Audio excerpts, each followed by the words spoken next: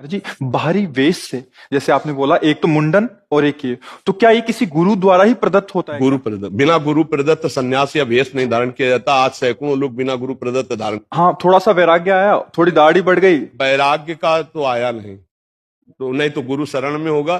थोड़ा सा प्रमाद आया, कायरता आई, उनकी मर्यादाओं को तो जानते नहीं है।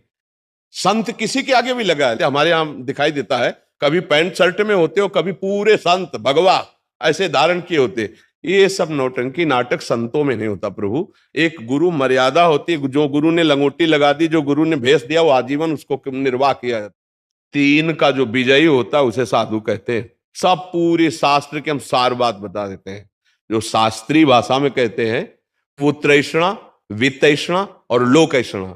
जो काम पर विजय प्राप्त किए हैं और जो धन पर विजय प्राप्त किए हैं। धन पर विजय प्राप्त मतलब धन की आशा का त्याग किए हुए हैं, और जो मान कीर्ति की वृत्ति का त्याग किए हुए, उसे ही महात्मा कहते हैं। सत्संग दो प्रकार से होता है, एक शास्त्र स्वाध्याय से होता है और एक संतों से होता है। शास्त्र स्वाध्याय भी नहीं, ऐसा कदापि नहीं हो सकता।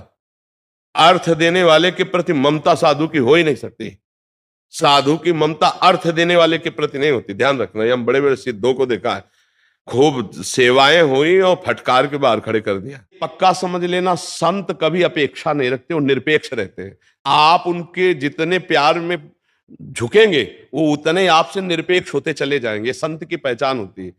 अगर वो लौट करके आपकी तरफ प्यार दृष्टि से देख लिए तो आप निहाल हो जाओगे। जो निरपेक्ष संत, बावरे नहीं थे पुराने संत महात्मा जन की, जो सात्विक ब्रजवासियों का अन्न या भिक्षान्न या सात्विक, देखो 10 दिन केवल देखो, शुद्ध दाल रोटी पाओ, मूंग की दाल वाली रोटी पा लो, फिर आप देखो भजन करके, और 2 दिन जरा इधर उधर होटल का पाके देखो, फिर देखो कैसा है। कई बार कहा कि जैसे वो भागवत के पोस्टर लगे होते ना, उसमें दिखाई देता ना, ऐसे संत बनाओ, ऐसे तेज निकलता, नहीं दिखाई देता। लोगों को ऐसा कुछ भ्रम है कि साधु महात्मा कुछ ऐसा जादू तमाशा, कुछ नहीं है। हम जो कह रहे हैं वो मान लो, ये चमत्कार हो जाएगा। साधु के संग से तुम्हारे कर्म उज्जवल होने चाहिए, साधु के संग से तुम्हारे विचार उज्जवल होने चाहिए, साधु के संग से तुम में अध्यात्म शक्ति आनी चाहिए। ये साधु का संग होता है। साधु का संग ये जंत्र मंत्र वाला थोड़ी होता है, ये भस्म राखी वाला नहीं होता। वो तुमको साधु बना देगा। संत अपने लिए नहीं जीते, जैसे नदी है, वृक्ष है, ऐसे ही संत का जीवन जगत मंगल के लिए,